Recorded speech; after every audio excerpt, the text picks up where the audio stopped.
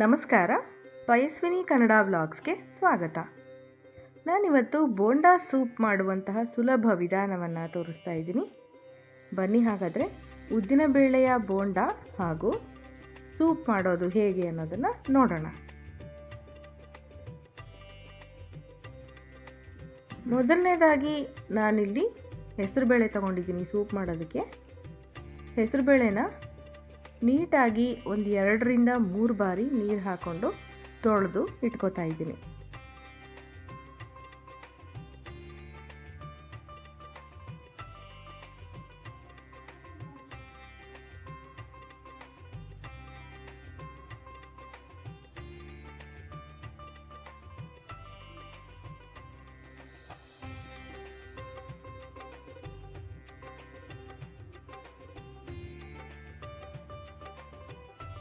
ಉದ್ದಿನಬೇಳೆನ ನೀರು ಹಾಕಿ ತೊಳೆದಾದಮೇಲೆ ಅದಕ್ಕೆ ಇನ್ನೊಂದು ಸ್ವಲ್ಪ ನೀರನ್ನ ಆ್ಯಡ್ ಮಾಡಿ ನಾನು ಬೇಯೋದಕ್ಕೆ ಒಲೆ ಮೇಲೆ ಇಡ್ತಾ ಇದ್ದೀನಿ.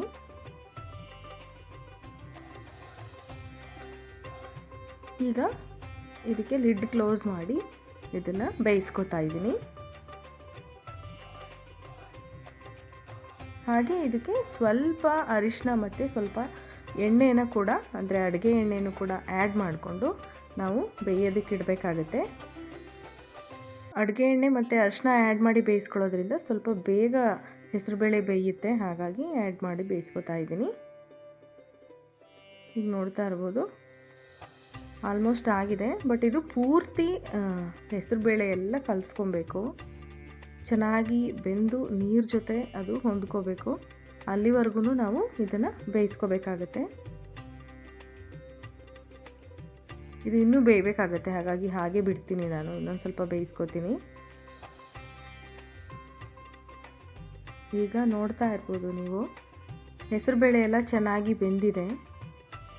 ನೋಡ್ತಾ ಇದ್ರೇ ಗೊತ್ತಾಗ್ತಿದೆ ಅದು ನೀರು ಜೊತೆ ಎಲ್ಲ ನೀಟಾಗಿ ಹೊಂದ್ಕೊಂಡು ಹೆಸರುಬೇಳೆ ಬೆಂದು ಗಟ್ಟಿಯಾಗಿದೆ. ಈಗ ನಾನಿಲ್ಲಿ ಸೂಪ್ ಮಾಡೋದಕ್ಕೆ ಒಗ್ಗರಣೆ ರೆಡಿ ಮಾಡ್ಕೋತಾ ಇದ್ದೀನಿ. ಮೊದಲನೇದಾಗಿ ಒಂದು ಪ್ಯಾನ್ ಇಟ್ಟು ಅದಕ್ಕೆ 3ರಿಂದ 4 ಟೇಬಲ್ ಸ್ಪೂನ್ ಆಯಿಲ್ನ ಆ್ಯಡ್ ಮಾಡಿದ್ದೀನಿ. ಎಣ್ಣೆ ಕಾದ ನಂತರ ಅದಕ್ಕೆ ಸ್ವಲ್ಪ ಸಾಸಿವೆನೂ ಕೂಡ ಹಾಕ್ಕೋತಾ ಇದ್ದೀನಿ. ಈಗ ಸಾಸಿವೆ ಸಿಡಿತಾ ಇದೆ. ಸಾಸಿವೆ ಸಿಡಿತಾ ಇದ್ದಂಗೆ ಇದಕ್ಕೆ ಸ್ವಲ್ಪ ಒಂದು ಅರ್ಧ ಸ್ಪೂನಷ್ಟು ಜೀರಿಗೆನ ನಾನು ಆ್ಯಡ್ ಮಾಡ್ತಾ ಇದ್ದೀನಿ. ಹಾಗೆ ಸಣ್ಣಕ್ಕೆ ಹೆಚ್ಚಿರುವಂತಹ ಹಸಿಮೆಣಸಿನ್ಕಾಯಿನೂ ಕೂಡ ಇದಕ್ಕೆ ಆ್ಯಡ್ ಮಾಡ್ಕೋತಾ ಇದ್ದೀನಿ. ಜೊತೆಗೆ ಸ್ವಲ್ಪ ಕರಿಬೇವನ್ನು ಕೂಡ ಆ್ಯಡ್ ಮಾಡಿಕೊಂಡು ಒಗ್ಗರಣೆ ಮಾಡ್ಕೋಬೇಕಾಗುತ್ತೆ. ಈಗ ಇದಕ್ಕೆ ನಾನು ಶುಂಠಿ ಮತ್ತು ಬೆಳ್ಳುಳ್ಳಿನ ಜಜ್ಜಿಟ್ಕೊಂಡಿದ್ದೆ, ಅದನ್ನು 1 ಸ್ಪೂನ್ ಆ್ಯಡ್ ಮಾಡ್ತಾ ಇದ್ದೀನಿ.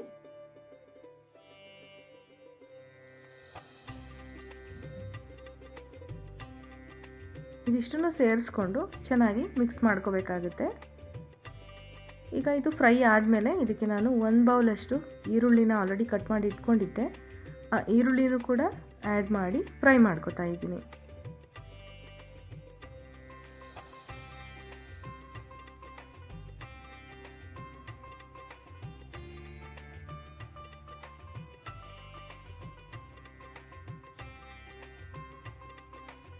ಈಗ ಈರುಳ್ಳಿ ಸ್ವಲ್ಪ ಬಣ್ಣ ಚೇಂಜ್ ಆಗಿದೆ.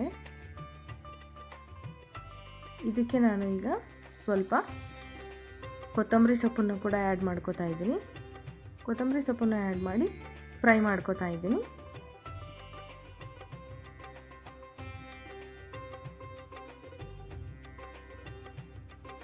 ಈಗ ಒಗ್ಗರಣೆ ಕಂಪ್ಲೀಟಾಗಿ ಬೆಂದಿದೆ, ಈರುಳ್ಳಿ ಎಲ್ಲ ಬೆಂದಿದೆ. ಇದಕ್ಕೆ ನಾನು ಕಟ್ ಮಾಡಿ ಇಟ್ಕೊಂಡಿದ್ದಂತಹ ಟೊಮ್ಯಾಟೋನ ಕೂಡ ಸೇರಿಸ್ತಾ ಇದ್ದೀನಿ. ನಾನಿಲ್ಲಿ 2 ಮೀಡಿಯಮ್ ಗಾತ್ರದ ಟೊಮ್ಯಾಟೋನ ಕಟ್ ಮಾಡಿ ಇಟ್ಕೊಂಡಿದ್ದೆ, ಅದನ್ನು ಕೂಡ ಒಗ್ಗರಣೆ ಜೊತೆಗೆ ಆ್ಯಡ್ ಮಾಡಿಕೊಂಡು ಬೇಯಿಸ್ಕೋಬೇಕಾಗುತ್ತೆ.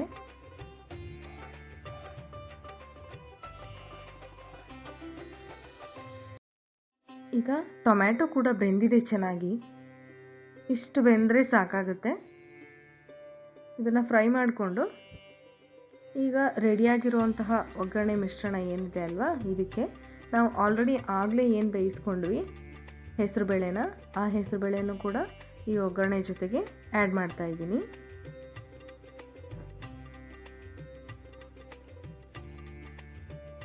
ಆ್ಯಡ್ ಮಾಡಿಕೊಂಡು ಇದನ್ನು ಒಂದು ಸತಿ ಮಿಕ್ಸ್ ಮಾಡ್ತಾಯಿದ್ದೀನಿ. ಹಾಗೆ ಆ ಒಂದು ಹೆಸರುಬೇಳೆ ಏನು ಬೇಯಿಸಿಟ್ಟಿದ್ದೆ ಅಲ್ವಾ, ಅದೇ ಪಾತ್ರೆಗೆ ಸ್ವಲ್ಪ ನೀರು ಆ್ಯಡ್ ಮಾಡಿಕೊಂಡು ಈ ಒಂದು ಮಿಶ್ರಣಕ್ಕೆ ಎಷ್ಟು ಬೇಕಾಗುತ್ತೆ ಅಂತ ನೋಡಿಕೊಂಡು ನೀರನ್ನು ಕೂಡ ಹಾಕಿ ಮಿಕ್ಸ್ ಮಾಡ್ಕೋತಾ ಇದ್ದೀನಿ.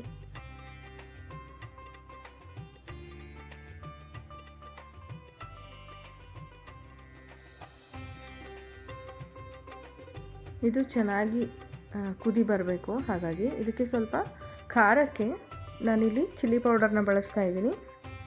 1 ಸ್ಪೂನಷ್ಟು ಚಿಲ್ಲಿ ಪೌಡರ್ನ ಆ್ಯಡ್ ಮಾಡಿದ್ದೀನಿ. ಅದರ ಜೊತೆಗೆ ರುಚಿಗೆ ತಕ್ಕಷ್ಟು ಉಪ್ಪನ್ನು ಕೂಡ ನಾನು ಇಲ್ಲಿ ಆ್ಯಡ್ ಮಾಡ್ತಾ ಇದ್ದೀನಿ. ಆ್ಯಡ್ ಮಾಡಿಕೊಂಡು ನೀಟಾಗಿ ಮಿಕ್ಸ್ ಮಾಡ್ಕೊತಾ ಇದ್ದೀನಿ. ಚೆನ್ನಾಗಿ ಇದನ್ನು ಮಿಕ್ಸ್ ಮಾಡಿ ಕುದಿಸ್ಕೋಬೇಕಾಗುತ್ತೆ.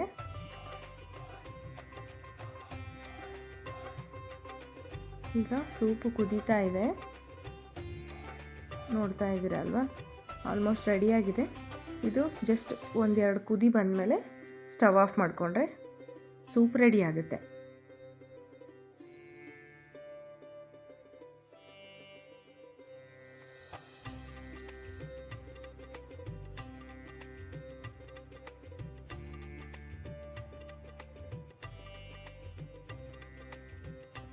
ಈಗ ಸೂಪ್ ರೆಡಿಯಾಗಿದೆ. ನಾನೀಗ ಬೋಂಡ ಮಾಡ್ಕೋತಾ ಇದ್ದೀನಿ. ಬೋಂಡ ಮಾಡೋದಕ್ಕೆ ನಾನು ಉದ್ದಿನಬೇಳೆನ ಆಲ್ರೆಡಿ ನೆನೆಸಿಟ್ಟಿದ್ದೆ. 1 ಬೌಲಷ್ಟು ಉದ್ದಿನಬೇಳೆನ ಚೆನ್ನಾಗಿ ನೀರಲ್ಲಿ ತೊಳೆದು ನೆನೆಯೋಕ್ಕಿಟ್ಟಿದ್ದೆ. 3 ಅವರು ಈ ಒಂದು ಉದ್ದಿನಬೇಳೆನ ನೆನೆಸಿದ್ದೀನಿ. ನೆನೆಸಿ ಆದಮೇಲೆ ಅದನ್ನು ರುಬ್ಬಿ ಇಟ್ಕೊಂಡಿದ್ದೀನಿ. ರುಬ್ಬಿಟ್ಕೊಂಡಿರುವಂತಹ ಹಿಟ್ಟೇನಿದೆ ಅದಕ್ಕೆ ಉದ್ದಿನಬೇಳೆ ಹಿಟ್ಟು, ಅದಕ್ಕೆ ಸ್ವಲ್ಪ ಶುಂಠಿ ಬೆಳ್ಳುಳ್ಳಿ ಪೇಸ್ಟು, ಹಾಗೆ ಕೊತ್ತಂಬರಿ ಸೊಪ್ಪು, ಜೊತೆಗೆ ಪುಡಿ ಮಾಡಿರೋಂತಹ ತರಿಯಾಗಿ ಪುಡಿ ಮಾಡಿರೋಂಥ ಮೆಣಸು, ಹಾಗೆ ಸಣ್ಣಕ್ಕೆ ಹೆಚ್ಚಿಟ್ಕೊಂಡಿರೋ ತೆಂಗಿನಕಾಯಿ, ಇದಿಷ್ಟನ್ನು ನಾನು ಆ್ಯಡ್ ಮಾಡಿಕೊಂಡು ಮಿಕ್ಸ್ ಮಾಡ್ಕೊತಾ ಇದ್ದೀನಿ. ಹಾಗೆ ಇದಕ್ಕೆ ಸ್ವಲ್ಪ ಉಪ್ಪನ್ನು ಕೂಡ ಆ್ಯಡ್ ಮಾಡಬೇಕಾಗುತ್ತೆ. ನೋಡಿಕೊಂಡು ರುಚಿಗೆ ತಕ್ಕಷ್ಟು ಉಪ್ಪನ್ನು ಕೂಡ ನಾನಿಲ್ಲಿ ಆ್ಯಡ್ ಮಾಡ್ತಾ ಇದ್ದೀನಿ. ಇದಿಷ್ಟನ್ನು ಸೇರಿಸ್ಕೊಂಡು ಚೆನ್ನಾಗಿ ಮಿಕ್ಸ್ ಮಾಡಿ ಬೋಂಡ ಹಿಟ್ಟನ್ನು ರೆಡಿ ಮಾಡ್ಕೋಬೇಕಾಗುತ್ತೆ.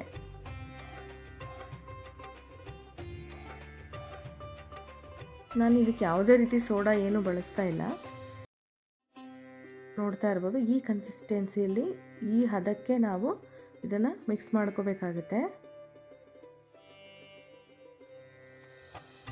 ಈಗ ಬೋಂಡ ಹಿಟ್ಟು ರೆಡಿಯಾಗಿದೆ. ಈಗ ನಾನು ಈ ಬೋಂಡ ಏನಿದೆ ಇದನ್ನು ಫ್ರೈ ಮಾಡ್ಕೊಳ್ಳೋದಕ್ಕೆ ಎಣ್ಣೆ ಕಾಯಕ್ಕಿಟ್ಟಿದ್ದೀನಿ.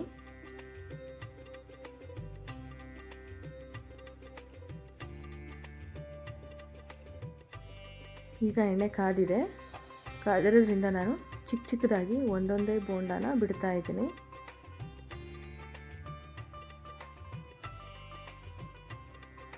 ಬೋಂಡ ಸೂಪ್ ಜೊತೆ ನಾವು ತಿನ್ನೋದ್ರಿಂದ ಸ್ವಲ್ಪ ಸಣ್ಣದಾಗಿಯೇ ಬೋಂಡ ಮಾಡ್ಕೋಬೇಕಾಗುತ್ತೆ. ತುಂಬ ದಪ್ಪದಾಗಿ ಏನು ಬೇಡ, ಸ್ವಲ್ಪ ಚಿಕ್ಕದಾಗಿಯೇ ನಾನಿಲ್ಲಿ ಬೋಂಡಗಳನ್ನ ಹಾಕೋತಾ ಇದ್ದೀನಿ.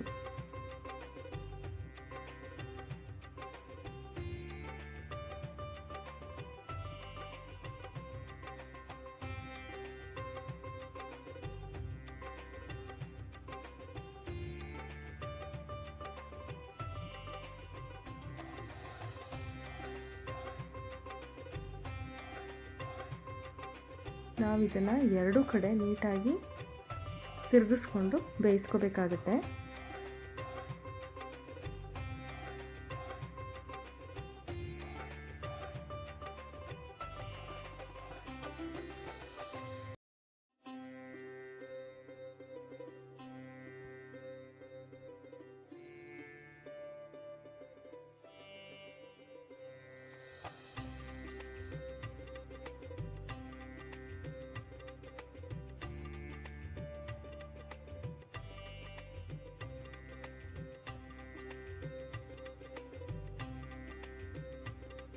ಬೋಂಡ ಅಂತೂ ತುಂಬಾ ಚೆನ್ನಾಗಿ ರುಚಿಯಾಗಿ ಬರುತ್ತೆ.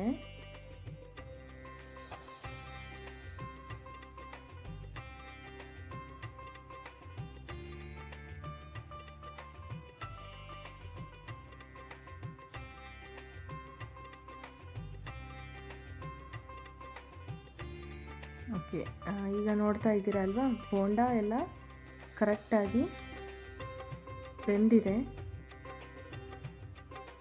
ಚೆನ್ನಾಗಿ ಬೆಂದಿದೆ. ಬೋಂಡ ಈಗ ರೆಡಿಯಾಗಿದೆ. ಇದನ್ನು ಹಾಗೆ ಕೂಡ ತಿನ್ಬೋದು, ತುಂಬಾ ಕ್ರಿಸ್ಪಿಯಾಗಿ ಟೇಸ್ಟಿಯಾಗಿರುತ್ತೆ. ಹಾಗೆ ಬೇಕು ಅಂದರೂ ತಿನ್ಬೋದು, ಆದರೆ ಸೂಪ್ ಜೊತೆ ತಿಂದರೆ ಇನ್ನೂ ತುಂಬಾ ರುಚಿಯಾಗಿರುತ್ತೆ.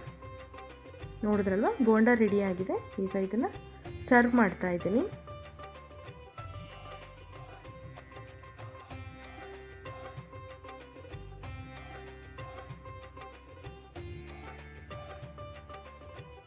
ಬೋಂಡ ಹಾಕಿ ಅದ್ರ ಜೊತೆಗೆ ಸೂಪ್ನು ಕೂಡ ಹಾಕ್ತಾ ಇದ್ದೀನಿ.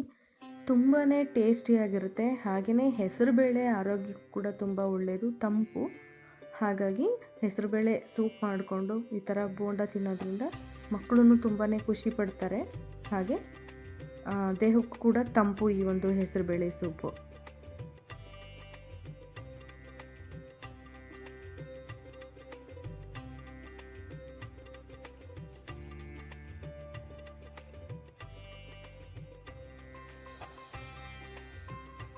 ನೋಡಿದ್ರಲ್ವ, ನಾನಿವತ್ತು ಹೆಸರುಬೇಳೆ ಸೂಪ್ ಜೊತೆಗೆ ಬೋಂಡ ಮಾಡೋದು ಹೇಗೆ ಅನ್ನೋದನ್ನು ಈ ಒಂದು ವಿಡಿಯೋದಲ್ಲಿ ನಿಮ್ಮ ಜೊತೆ ಹಂಚ್ಕೊಂಡಿದ್ದೀನಿ.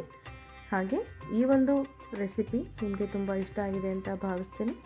ಮತ್ತೆ ಮುಂದಿನ ವಿಡಿಯೋದೊಂದಿಗೆ ಭೇಟಿ ಆಗ್ತೀನಿ. ಅಲ್ಲಿವರೆಗೆ ನಮಸ್ಕಾರ.